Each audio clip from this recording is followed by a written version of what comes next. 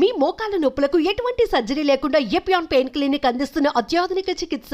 ఈ రిక్వెస్ట్ మేరకే యెమెన్ దేశం ఆమె మరణ శిక్షను వాయిదా వేసిందని చెబుతూ ఉన్నారు. అయితే ఎన్ని రోజుల పాటు వాయిదా వేసింది? బ్లడ్ మనీగా మీరు ఎంత చెల్లించే అవకాశం ఉంది? అంటే సుప్రీం కోర్టుకి గవర్నమెంట్ అబద్ధం చెప్పిందా? అండ్రోజ్ అది క్రైమ్. కన్ఫ్యూజన్ వద్దు, ఎవ్వరూ చేయలేకపోయారు గనుక నేను దిగాను. ఎట్టి పరిస్థితుల్లోనూ బ్లడ్ మనీకి తాము ఒప్పుకునేదే లేదని బాధిత కుటుంబం చెబుతోంది. మరి మీరు ఆ ఫ్యామిలీతో ఏమన్నా మాట్లాడారా? బ్లడ్ మనీకి కన్విన్స్ చేస్తున్నారా? అమ్మా, ఇక్కడ మనీ కాదు ఇష్యూ. చెవాడు ఎవడు చెప్పడం. ఇస్తా, నిమిష ప్రియను విడుదల చేస్తాం, కొన్ని చేస్తున్నాం. ఇండియన్ అక్కడ ఒక ప్రాణాన్ని తీసింది, దాని గురించి కూడా మనం ఖచ్చితంగా మాట్లాడుకోవాల్సిందే. దానికి పరిహారం ఏంటి? మీరేమో నిమిషప్రియని సేఫ్ గా భారత్ కి తీసుకొస్తానని చెబుతూ ఉన్నారు.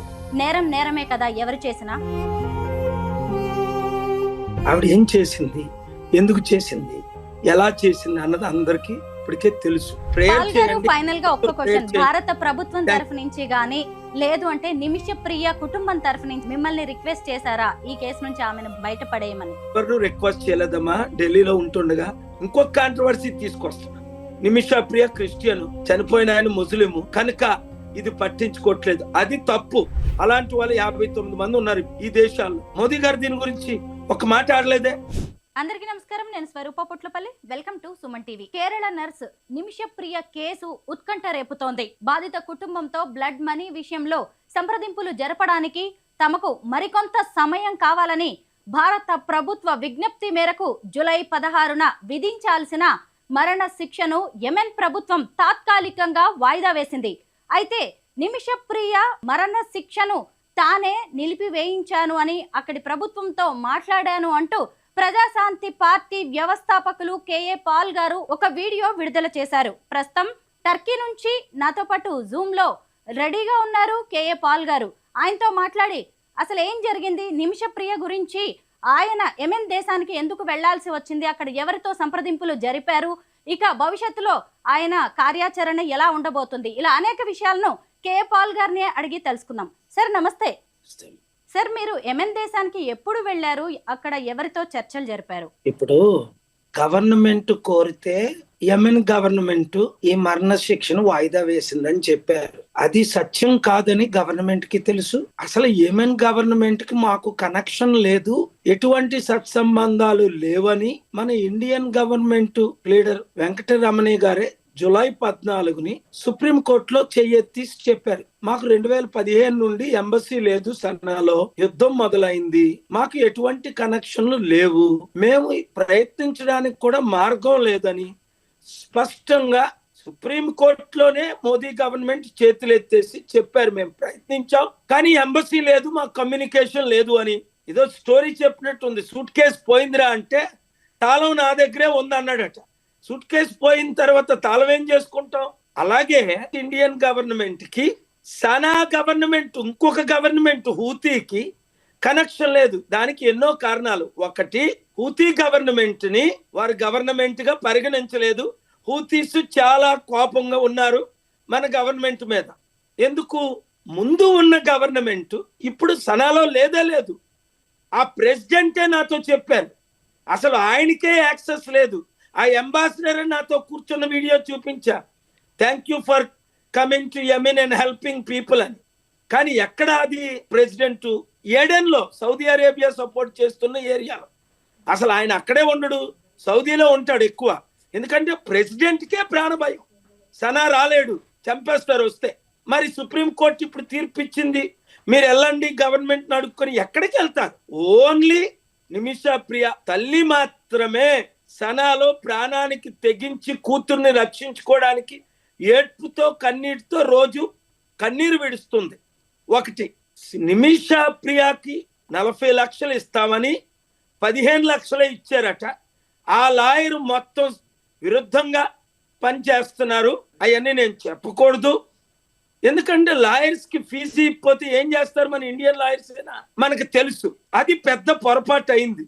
3, హూతీ గవర్నమెంట్ చీఫ్ అండర్ లో సనా ప్రెస్ ఉంది. 4, మన గవర్నమెంట్ కి హూతీకి కనెక్షన్ లేదని వారే చెప్పారు సుప్రీం కోర్టులో.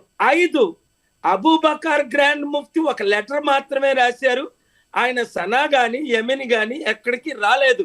94 సంవత్సరాలు ఆయన 6 వచ్చిన మీడియా కథనాలన్నీ అబద్ధం అని నిన్న ఫ్యామిలీ మెంబర్స్ మమ్మల్ని ఎవరు కలవలేదు, మాకెవరు ₹1 ఇవ్వలేదు అని నాతో 6 రోజుల నుంచి చెప్తున్నా. ఎవరైతే ఈ ట్రైబ్ కి హెడ్ అంటారు, చీఫ్ ట్రైబ్, ఆయనే నాకు మద్దతు ఇస్తున్నారు. ఎందుకు అంటే కన్ఫ్యూజన్ వద్దు, ఎవ్వరూ చేయలేకపోయారు గనుక నేను దిగాను. 10వ తారీఖు నేను లెటర్ రాశాను ఆ ప్రెసిడెంట్ కి, వాళ్ళు మద్దతు ఇచ్చారు. కానీ మా చేతుల్లో లేదని వాళ్ళ అంబాసిడర్ చెప్పింది వీడియోలో చూడండి. అయ్యా, అది హుతీ గవర్నమెంట్ ఇంకొకటి, దానికి ఒక ప్రెసిడెంట్ సపరేట్, మీరు వాళ్ళతో డీల్ చేయండి అని. వాళ్ళకి నాకు మంచి మిత్రత్వం ఉంది. ఎందుకంటే నేను అన్ని వార్ జోన్లో ప్రపంచంలో 155 దేశాలు వెళ్ళాను. అందరితో నాకు మంచి సంబంధాలు ఉన్నాయి, నాకు ఎవ్వరితో శత్రుత్వం లేదు. అందుకని అటు సైడ్ గవర్నమెంట్ సౌదీ సపోర్ట్ చేస్తున్న వాళ్ళు, హూతీ లీడర్స్ నాకు మద్దతు ఇస్తున్నారు. చీఫ్ ట్రైబ్ లీడర్ నేను చెప్తే అదే, ఆయన డైరెక్ట్ గా మద్దతు ఇస్తున్నారు. అన్నిటికంటే ముఖ్యం ఇక్కడ ఉన్న ముస్లిం లీడర్స్ అందరూ, chairman Mahdi Ibrahim 8 years old, ప్రపంచం అంతా నాతో తిరిగారు. మొన్న చెప్పాను డాక్టర్ శామీ అల్ అరియన్, అంతకంటే ముస్లింల కొరకు, పాలస్తీనియన్ల కొరకు, యెమెన్ కొరకు ఫైట్ చేసిన ఇంకొక నాయకుడు లేడు. ఇప్పుడు ఆయన టర్కీలో ప్రొఫెసర్, అమెరికన్ ప్రిజన్ లోనే 5.5 సంవత్సరాల నుండి బయటకు రప్పించారు. ఎప్పటి నుంచో నా మిత్రులు ఫాలోవరు. 3 ఇప్పుడు ఉన్న హూతీ లీడర్ అందరూ మద్దతు ఇస్తున్నారు. అన్ని ఇడిపించడం కేవలం దానిని బట్టే, డైరెక్ట్ గా వాళ్ళు అనేక మందిని కలవడం బట్టి, కోట్ల మంది ప్రార్థించిన దాన్ని బట్టి 16వ తారీఖుని మరణశిక్ష విధించవలసింది 1 వారం పోస్ట్ పోన్ చేశారు. నిమిష 100% రిలీజ్ అవుతుంది, ఇండియా వస్తుంది. కానీ డబ్బుల కొరకు కాదు, ఇది ఎవరో ఎన్జిఓలు డబ్బులు రేజ్ చేశారట, కోట్ల రూపాయలు. ₹1 ఎవరికి ఇవ్వాల. నేను, మా టీము, మా Turkey team, international team, Yemen team, మా సొంత డబ్బులతో మేము కష్టపడుతున్నాం. ఎవరో ₹1 ఇవ్వకండి, నాకు ఇస్తానని చాలా మంది అన్నారు. వద్దు అని చెప్తున్నాను. ఎందుకంటే 44 సంవత్సరాలు ఎక్కడ కూడా 2200 శాంతి సభల్లో ₹1 చందా తీసుకోలేదు. ఇండియాలో 300 పెట్టాం, ప్రపంచంలో ఇంకో 1900 పెట్టాం, అమెరికాలో యుద్ధ సభలు 60 పెట్టాం. కానీ ఎప్పుడు నేను పబ్లిక్ గా ఎప్పుడు చందాలు తీసుకోను. ఎవరో నాతో సెల్ఫీలు దిగిన వాళ్ళు, రిచ్ పీపుల్, నా బిలియనేర్ ఫ్రెండ్స్, నేను హైయెస్ట్ పెయిడ్ స్పీకర్ని కనుక బిలియనేర్స్ నాకు ఇచ్చిన డబ్బు నేను సంపాదించింది ప్రజలకి, అనాథులకి, వితంతులకి ఉచితంగా మన హైదరాబాద్ సంగారెడ్డి దగ్గర చారిటీ సిటీలుగా ప్రపంచంలో చారిటీ సిటీలు కట్టి. ఇదే టర్కీ ఎర్త్క్వేక్ అయితే 20-25 సంవత్సరాల క్రిందట మిలియన్స్ ఆఫ్ డాలర్స్ ఇచ్చాను. ఇరాన్కి ఇచ్చాను, 2005లో పాకిస్తాన్కి ఇచ్చాను. అక్కడ ముషారఫ్ గారు నన్ను హోస్ట్ చేశారు. నేను ఎక్కడికి వెళ్ళినా దేవుడు నాకు ఇచ్చిన డబ్బులు పంచడమే తప్ప ఎవరి దగ్గర ₹1 తీసుకోలేదు. పూర్తిగా మీ రిక్వెస్ట్ మేరకే యెమెన్ దేశం ఆమె మరణ శిక్షను వాయిదా వేసిందని చెబుతూ ఉన్నారు. అయితే ఎన్ని రోజుల పాటు వాయిదా వేసింది? బ్లడ్ మనీగా మీరు ఎంత చెల్లించే అవకాశం ఉంది? మేము అవన్నీ నేను సీక్రెట్ గా డీల్ జరుగుతుంది. ఇప్పుడు వరకు ఫ్యామిలీ అప్సెట్ అయిపోయి ఉన్నారు. మీడియా కథనాలు చూసి మాకెవరు ₹1 ఇవ్వలేదు, మమ్మల్ని ఎవరికి కలలేదు, మేము ఎవరితో ఒప్పందాలు పెట్టుకోలేదు. ఇవన్నీ పచ్చి అబద్ధాలు. ఎందుకంటే ఇంగ్లీష్ మీడియా అయితే మరీ ఘోరంగా ఆ గ్రాండ్ ముఫ్తీ డబ్బులు ఇచ్చేస్తానన్నాడు, ఇక్కడ ఎవడో షేక్ తీసుకుంటానన్నాడు, ఒక ఎన్జిఓ వచ్చాడు 11 కోట్లు ఆఫర్ చేశారని. అరే, లాయర్ ఫీజే కట్టలేని వాళ్ళు ఇలాంటి అబద్ధాలు ఎందుకు ఆడతారు? ఆ ఎవరి ఎన్జిఓను ఇన్వెస్టిగేట్ చేయండి. ముందు ఆ లాయర్కి బాకీ ఉన్న 26 లక్షలు ఇమ్మనండి. నిజంగా 8 కోట్లు 11 కోట్లు ఉంటే ఫ్యామిలీ అకౌంట్ ఇస్తాను డైరెక్ట్. ఇదంతా పెద్ద రాజకీయం జరుగుతుంది. సుప్రీంకోర్టు వెళ్ళి మీరు వెళ్ళండి. ఎక్కడికి వెళ్తారు? ఎవరి దగ్గరికి వెళ్తారు? ఎవరిని కలుస్తారు? అంబాసిడర్లు ఎవరిని కలిశారు చెప్పమనండి. మోదీ గవర్నమెంట్ రిలీజ్ చేసి మేము వీళ్ళు కలిసాము అని ఒక హూతీ లీడర్ని కలిసినట్టు, ఒక ట్రైబల్ లీడర్ని కలిసినట్టు, ఒక అంబాసిడర్ని కలిసినట్టు నేను అలా ఫోటోలు రిలీజ్ చేస్తున్నాను, వీడియోలు ఎందుకు? అబద్ధాలు అరికడితేనే ఈ ఫ్యామిలీ నా ఒప్పందానికి ఒప్పుకున్నారు, ఒప్పుకుంటారని నిమిష ప్రియ బయటకు వస్తుంది. అది ఆనరబుల్ ప్రైమ్ మినిస్టర్ గారికే క్రెడిట్ ఇచ్చేద్దాం, లేదా ఎవరో ముసలాయన కేరళానికి ఇచ్చేద్దాం. క్రెడిట్ ఎవరికి కాదు. ఇక్కడ కావాల్సింది గవర్నమెంట్ మేము చేయలేము, మాకు సంబంధాలు లేవు. సుప్రీంకోర్టులో చెప్తే కొన్ని మీడియా కథనాలు గవర్నమెంట్ చేస్తుంది అండవేంటి అంటే సుప్రీంకోర్టుకి గవర్నమెంట్ అబద్ధం చెప్పింది అండర్ ఓత్. అది క్రైమ్. 94 సంవత్సరాలని కేరళలో కూర్చుంటే ఆయన ఇక్కడికి వచ్చాడా? ఎవరినైనా కలిశాడా? తప్పు కదా. ఒక అమ్మాయి ప్రాణం పోతుంటే ఆవిడతో బిజినెస్ చేయడం తప్పు కదా? ఇది చేయకుండా చేసేవాడు, డబ్బులు ఇవ్వకుండా ఇచ్చేవాడు, కుటుంబంతో మాట్లాడుకుంటూ మాట్లాడేవాడు. లాయర్ అప్సెట్ అయితే ఆయన కలవకపోవడం, ఇవన్నీ చూసి జూలై 10 నుంచి నేను స్టార్ట్ చేశాను. 12ని ఇక్కడికి వచ్చాను. 8 వరకు ఇక్కడే ఉన్నాను. నిమిష ప్రియని విడుదల చేస్తాం. కొంచెం వీళ్ళు ట్వీట్ చేసి బ్యాక్ ఆఫ్ అయిపోతే నా వర్క్ ఈజీ అవుద్ది. అయిపోయింది. మరణ శిక్ష తప్పింది. అందుకనే మీరందరూ 7569441275 గ్రూపులు పెట్టండి. వింటున్న వారు అందరూ షేర్ చేయండి. నిజామాబాద్ అయితే నిజామాబాద్, తణుకైతే తణుకని పేరుతో డాక్టర్ కేఏ పాల్ ఫ్యాన్స్ అని. ఎందుకు? మీరందరూ డబ్బులు ఇవ్వడానికి కాదు, మనం అందరం ఒకటైతే ఇలాంటి ఎన్నో అవినీతులు జరుగుతున్నాయి. మన ఇండియన్స్ కు ఉద్యోగాలు లేక పాపం ఈ నర్సు ఎలాగొచ్చింది కేరళ నుండి, జాబుకు వచ్చిందో నర్సుగా. ఎందుకు? అక్కడ ఉద్యోగాలు లేక 160% బిలో 25 years వాళ్ళు ఉన్నారు. 100లో 30, 40, 50 మందికి ఉద్యోగాలు లేవు. ఏం చేస్తారు? పాల్ గారు, పర్షియా చట్టాలు చాలా కఠినంగా ఉంటాయి. కంటికి కన్ను, పంటికి పన్ను వారి సిద్ధాంతం. ఎట్టి పరిస్థితుల్లోనూ బ్లడ్ మనీకి తాము ఒప్పుకునేదే లేదని బాధిత కుటుంబం చెబుతోంది. మరి మీరు ఆ ఫ్యామిలీతో ఏమన్నా మాట్లాడారా? బ్లడ్ మనీకి కన్విన్స్ చేస్తున్నారా? అమ్మా, ఇక్కడ మనీ కాదు ఇష్యూ. నేను ఈ దేశాలకి ఎంతో సేవ చేశాను. 89 నుండి పాలస్టైన్ కి 7 million ఇచ్చాను. జోర్డన్ వెళ్ళి కింగ్ హుస్సేన్ వాళ్ళ ఇప్పుడు కూడా షేక్ ప్రిన్సెస్ ఆలియా, మహమ్మద్ సాలే ఆయన కూతురు, పెద్ద కూతురు, అల్లుడు నా బోర్డు మెంబర్స్. ఇప్పుడు కూడా 89 నుంచి నా సంబంధాలు ఏంటో అందరికీ తెలుసు. అవన్నీ ఎందుకు మాట్లాడుకోవడం? బ్లడ్ మనీ వాళ్ళకి బ్లనీ అవ్వద్దు. ఇచ్చేవాడు ఎవడు చెప్పడు, ఇస్తారు. ఇచ్చేవాడు ఎవరి దగ్గర దండుకోడు, కలెక్ట్ చేయడు, ఇస్తాడు. పొలిటికల్ అంటే అది వేరా. సో దాని గురించి మనం మాట్లాడొద్దు. వాళ్ళ డబ్బుల గురించి మాట్లాడితేనే అప్సెట్ అయిపోయి వాళ్ళ తమ్ముడు మొన్న రిలీజే చేసేసాడు. నేనేం డబ్బులు తీసుకోము, 10 కోట్లు కాదు 100 కోట్లు ఇచ్చినా అని. సో మేము స్పిరిచువల్గా కొన్ని చేస్తున్నాం, కొన్ని చెప్పకూడని ఉన్నాయి, అవి జరుగుతాయి అని నాకు నమ్మకం ఉంది. మోదీ గవర్నమెంట్ కానీ జయశంకర్ గవర్నమెంట్ కానీ ఒక ట్వీట్ చేస్తే మంచిది అన్నాను. ట్వీట్ చేయకపోయినా ఇప్పుడు అందరూ, ముఖ్యంగా నా తెలుగు బిడ్డలు, నా మిత్రులు, సార్ మీరు వదలకండి వాళ్ళు ట్వీట్ చేసినా చేయకపోయినా అని ఏడుపుతో టెక్స్ట్లు పెడుతున్నారు. ఒక యూట్యూబ్ వీడియో చూశాను ఒక కుర్రోడిది. ఆయన అయితే ఇంకా అందరిని తిడుతున్నాడు. తిట్టొద్దు కానీ సార్ మీరు ఉండండి, మీరు చెయ్యండి, 140-50 కోట్ల మంది మేము ₹2, ₹20 అని ఇస్తాం. ఎవ్వరూ ₹1 ఇవ్వవసరం లేదు. మీరు ప్రార్థన చేయండి అనేది ఇప్పుడు 2 దేశాలకు సంబంధించిన అంశంగా మారిపోయింది. పూర్తిగా వ్యక్తిగతంగా మీకు యెమెన్ ప్రభుత్వంతో ఉన్న రిలేషన్స్ వల్లే ఆమె మరణశిక్షను వాయిదా వేయించానని చెబుతున్నారు. ఇంకొక వైపు బాధిత ఫ్యామిలీ ఎట్టి పరిస్థితుల్లో డబ్బులు అడగట్లేదు, ఇది మనీకి సంబంధించిన వ్యవహారం కాదని కూడా మీరు స్పష్టంగా చెబుతున్నారు. అయితే ఇప్పుడు మన అమ్మాయి వెళ్ళి మన ఇండియన్ అక్కడ ఒక ప్రాణాన్ని తీసింది, దాని గురించి కూడా మనం ఖచ్చితంగా మాట్లాడుకోవాల్సిందే. దానికి పరిహారం ఏంటి? మీరేమో నిమిషప్రియని సేఫ్ గా భారత్ కి తీసుకొస్తానని చెబుతూ ఉన్నారు. నేరం నేరమే కదా ఎవరు చేసినా. ఇలాంటి మనం కాంట్రవర్సీ క్వశ్చన్స్ అడగొద్దు. ఆవిడ ఏం చేసింది, ఎందుకు చేసింది, ఎలా చేసింది అన్నది అందరికీ ఇప్పటికే తెలుసు. అది నేను ఇండియా వచ్చిన తర్వాత మాట్లాడదాం, నిమిష ఇండియా వచ్చిన తర్వాత మాట్లాడదాం. ఇప్పుడు అసలు మీడియా ఇంటర్వ్యూలే నేను ఇవ్వకూడదు. అంతా కాంట్రవర్సీ చేసి అబద్ధాలు చెప్తున్నారు కనుక తప్పక 1-2 ఇంటర్వ్యూలు, అది కూడా ఎక్స్క్లూజివ్ ఇచ్చాను. ప్రేయర్ చేయండి. ఫైనల్ గా ఒక్క క్వశ్చన్, భారత ప్రభుత్వం తరఫు నుంచి గానీ లేదు అంటే నిమిషప్రియ కుటుంబం తరఫు నుంచి ఎవరైనా మిమ్మల్ని కాంటాక్ట్ చేశారా, మిమ్మల్ని రిక్వెస్ట్ చేశారా ఈ కేసు నుంచి ఆమెను బయటపడేయమని? ఎవరు రిక్వెస్ట్ చేయలేదమ్మా. ఢిల్లీలో ఉంటుండగా ఒక మీడియా రిపోర్టర్ ఇది నాకు ఎక్స్పోజ్ చేశారు, చూపించి హృదయం తరలిపోయింది. సార్ ఎవ్వరూ చేయలేకపోతున్నారు, మీరు అర్జెంటుగా వెళ్ళాలి, మీరు చేయాలని ఒక మీడియా రిపోర్టర్ ఢిల్లీలో, అది కూడా మన తెలుగు ఆయన. వెంటనే నేను స్పందించాను. 100 పనులు పక్కన పెట్టేశాను.